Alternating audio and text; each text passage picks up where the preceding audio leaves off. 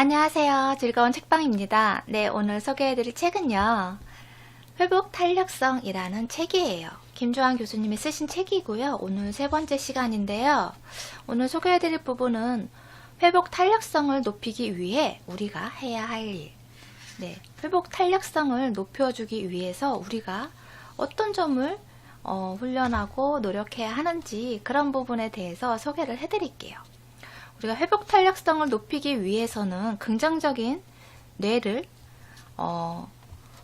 단련하는 것이 중요한데, 그런 회복 탄력성이 높아지기 위해서는 자기 조절 능력과 대인 관계 능력이 향상되면 자동적으로 회복 탄력성이 높아진다는 거예요. 여기 책 내용을 먼저 읽어드리고 시작을 할게요. 긍정적 정서를 키운다는 것은 곧 스스로 행복해짐으로써 자기 통제력을 높인다는 뜻이고, 자신의 행복을 타인에게 나누어 줌으로써 대인관계 능력을 향상시킨다는 뜻이다. 행복은 능력이다. 행복은 긍정적 정서를 통해 자신을 자기가 원하는 방향으로 이끌어갈 수 있는 능력이며, 또한 타인에게 행복을 나누어 줌으로써 원만한 인간관계와 성공적인 삶을 일궈내는 능력이다. 스스로 행복하고 남을 행복하게 해줄 수 있는 긍정적 정서의 소유자가 강한 회복 탄력성을 지니게 마련이다. 그러니까 우리가 행복한 그러한 생각들을, 그런 감정들을 자주 느낌으로 인해서, 그럼으로 인해서 긍정적 정서가 생겨나고, 그럼으로 인해서 회복 탄력성에 그러한 능력이 향상된다는 거예요. 가장 쉬운 예로 우리가 막 달리기를 하고 나서 이제 목마르니까 물을 마셔야 되잖아요. 근데 물컵에 물이 반 정도 있었어요. 그런데 부정적인 사람은 물이 반밖에 없네 그렇게 생각을 하고, 긍정적인 사람은 물이 반이나 있네 그러면서 좋아하고 그러잖아요. 그러한 것처럼 어떤 물건을 바라볼 때도 그렇고, 어떤 상황을 바라볼 때도 그렇고, 긍정적인 사람과 부정적인 사람의 그런 견해 차이가 너무 확연히 다르다는 거죠. 그래서 그런 한 가지, 그런 지금 물에 관한 사례도 그렇고, 그거에 대해서 충분히 그것만으로도 행복함을, 만족감을 느낄 수 있는데, 어떤 사람은 거기에 대해서 투덜거리고 어떤 사람은 감사하게 생각하고 그런다는 거죠. 그만큼 그런 행복의 그런 잣대도 다르지만, 그런 어떠한 감정, 어떠한 생각으로 그것을 대하느냐에 따라서 행복감을 느낄 수도 있고, 불평만 늘어놓는 그런 화나는 일만 있다고 생각할 수도 있다는 거예요. 그래서 우리가 긍정적으로 생각하고 받아들이고 또 감사하는 마음으로 살아야 한다는 것이 내 삶을 위해서, 내 자신을 위해서 그게 좋다는 거예요. 다른 사람을 위해서 좋은 것이 아니고 내 삶을, 내 자신의 삶을 위해서 좋다는 거죠. 우리나라의 그런 10대에서 20대 그런 사망률 중에 1위가 뭐냐면, 사망했을 때 그 원인 1위가 뭐냐면 자살이에요. 그러니까 이 책이 나온 게 발행된 게 2011년이었거든요. 처음 발행한 것이. 근데 그때 이 책의 자료가 세계 1위였어요. 사망 원인 1위가 자살이었거든요. 제가 2018년도 사망 원인 1위를 찾아봤어요. 혹시나 바뀌었을까 해서. 근데 똑같이 1위더라고요. 자살이. 그러니까 그만큼 우리가 그러한 자살이, 그 사망 원인 1위라는 것이 얼마나 내 삶을 불행하게 살아가는지 그걸 알 수 있잖아요. 그러니까 우울하게, 불안하게 그러면서 내 삶을 살아가는 사람들이 많다는 거예요. 그래서 그러한 것들은 내가 단련하고 훈련하고 하면서 충분히 극복할 수 있는 것이기 때문에, 우리가 조금 더 행복하게 즐겁게 살기 위해서라도 그런 긍정적인 정서를 키우는데 노력을 하셨으면 좋겠어요. 그래서 여기 다른 내용을 또 소개를 해드릴게요. 우리가 그런 교육을 할 때도 그렇고 보통 내 자신도 그렇고 내가 어떤 점이 잘하는 점이 있고 부족한 점이 있고 그렇잖아요. 사람마다 다 장점과 단점이 있어요. 그런데 어떤 사람은 장점이 부각이 돼서 정말 멋지고 괜찮고 정말 좋은 사람이야 그렇게 생각을 하고, 어떤 사람은 단점만 부각이 돼서 정말 나쁜 사람이야, 저 사람은 예의도 없어, 무례한 사람이야, 싫은 사람이야 그렇게 이렇게 딱 구분을 짓잖아요. 그런데 사람마다 장점만 있는 사람이 있고 단점만 있는 사람, 그런 사람은 없잖아요. 사람마다 다 장점과 단점이 공존하잖아요. 그런데 보통 그렇게 될 경우 단점을, 내가 부족한 점을 조금 더 노력해서 성장시키려고만 거기에만 집중을 너무 한다는 거예요. 우리나라 사람들이.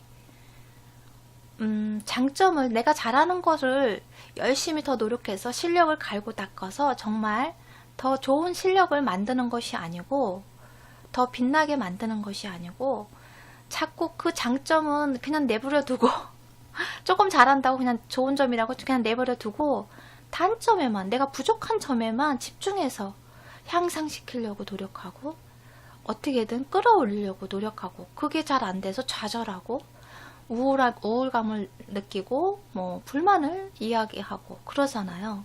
그러니까 부족한 점을 끌어올리고 노력하는 것도 중요하지만 그 이전에 먼저 중요한 것이 장점을 키워야 한다는 거예요. 여기 책 내용에서도 긍정적 정서를 심어주기 위해서 가장 필요한 것은 자기 자신을 긍정적으로 바라보는 그런 시선이라고 해요.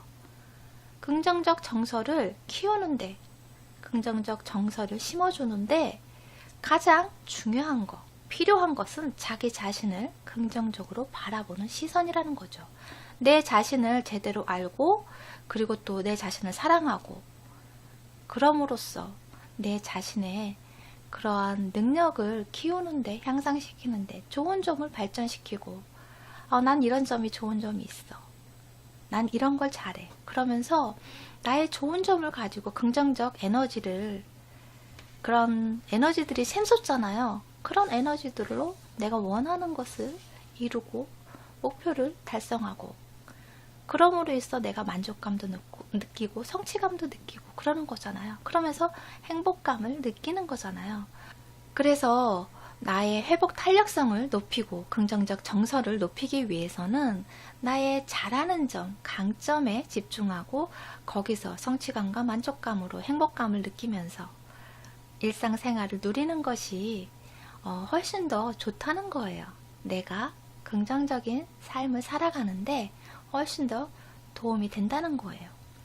그리고 여기서 회복 탄력성을 향상시키기 위한 습관이 두 가지가 나오는데요. 뭐냐면요, 감사하기 하고요, 운동하기예요. 운동하는 것이 왜 회복 탄력성하고 연관성이 있는지 그 부분에 대해서 책을 소개를 해드릴게요. 신경과학의 발달은 심장이 상당히 독자적인 신경기관으로 일종의 뇌처럼 독자적으로 판단하여 신경 신호를 처리하고 발송하기도 한다는 사실을 밝혀냈다. 심장은 마치 뇌처럼 일종의 자각 능력이 있는 기관이며 신경 정보를 인코딩하고 처리하는 고유한 독립적 신경 시스템을 유지하고 있다. 심장은 뇌와는 별도로 독립적으로 학습하고 기억하고 독자적으로 기능적 결정을 내리기도 하는 기관이기 때문에 하트브레인이라고 불리기도 한다. 그러니까 심장이, 우리는 뇌에서만 생각을 하고 판단을 하고 다 한다고 생각하잖아요. 그런데 심장이 따로 고유의 그런 독립적으로 그런 학습도 하고 기억도 하고 독자적으로 그런 기능들을 한다는 거예요. 우리가 막 화를 내면 막 심장 박동수가 막 빨라지잖아요. 그러한 것처럼 우리의 감정의 상태에 따라서 심장의 상태가 달라진다는 거예요. 변화한다는 거죠. 그리고 우리의 감정을 제일 먼저 인지하는 것이 심장이라는 거예요. 여기서요, 책의 내용을 보면 화를 잘 내는 사람이 심장병에 걸릴 확률이 높잖아요. 그거는 이제 과학적으로 증명이 됐잖아요. 그런데 사실 화를 잘 내서 심장병이 걸리는 게 아니고요.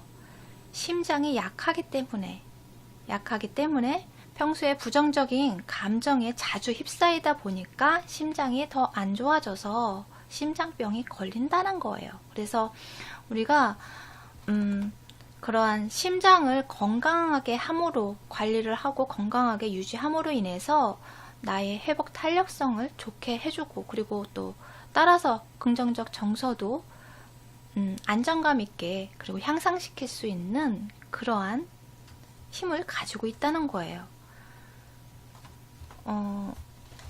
우리가 그런 심장이 안 좋고 불안정하고 하면 그런 불안감이나 공포감도 쉽게 느끼잖아요. 그렇기 때문에 그런 건강에 대해서, 내가 삶이 건강해야지, 정신적으로도 그렇고 육체적으로도 그렇고 건강해야지 내 삶을 조금 더 만족감 있게 행복하게 살 수 있잖아요.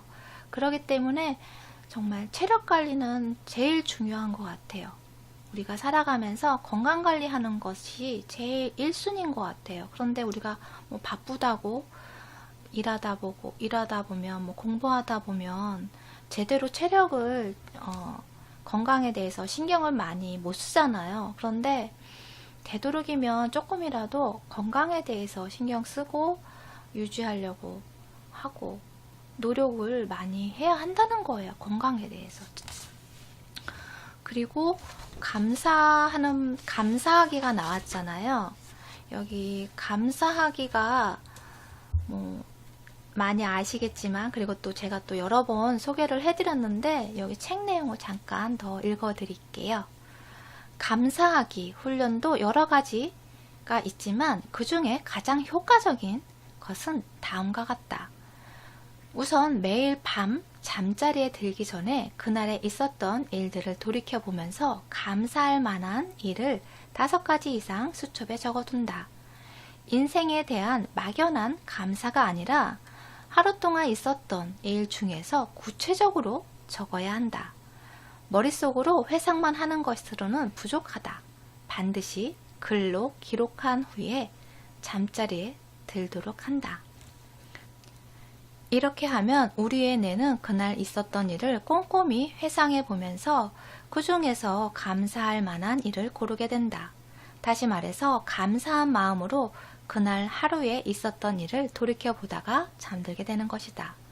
그러니까 감사 일기를 쓰잖아요. 그러면 내가 잠자기 전에 감사한 일들을 회상하면서 쓰기 때문에 기분 좋은 상태에서 잠이 들잖아요. 그래서 숙면하는 데도 도움이 되고요. 그리고 내가 일상생활에서 일어나는 오늘 하루 있었던 일 중에서 감사한 일을 쓰기 때문에 거기에 감사한 일에 집중을 하고, 그리고 또 어떤 일이나 어떤 사물이나 어떤 그런 사건에 대해서도 긍정적인 마음으로, 감사하는 마음으로 우선적으로 더 보기 때문에 그러한 것이 습관화가 되기 때문에 어떤 일을 받아들일 때도 긍정적으로 받아들이기가 쉽다는 거예요. 습관적으로 긍정적으로 받아들이고 감사한 부분을 찾게 된다는 거죠. 그러므로 인해서 내 내면의 긍정적 정서가 향상된다는 거예요.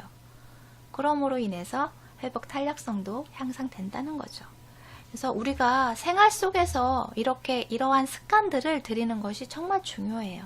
그러한 습관들이 나의 삶의 질을 높여주고 내가 조금 더 행복하게 살 수도 있지만 내 능력을 더 크게 발휘할 수 있는 그런 내 능력을 향상시키는데 정말 도움이 많이 된다는 거예요. 나의 창의력을 높이는 데도 좋지만 나의 능력을 최대치로 끌어올릴 수 있는 그런 힘을 가지고 있는 것이 긍정적 정서라는 거예요. 그래서 여러분도 내 삶을 조금 더 나은 방향으로 이끌고 싶고 좀 더 발전하고 싶고 그리고 또 내가 원하는 것을 이루고 싶다면, 좀 더 행복하게 살고 싶다면 긍정적 정서를 키우는데 노력을 많이 하셨으면 좋겠어요. 네, 도움이 되셨나요? 구독 버튼도 부탁드릴게요. 지금까지 들어주셔서 감사합니다. 다음 시간에 또 만나요.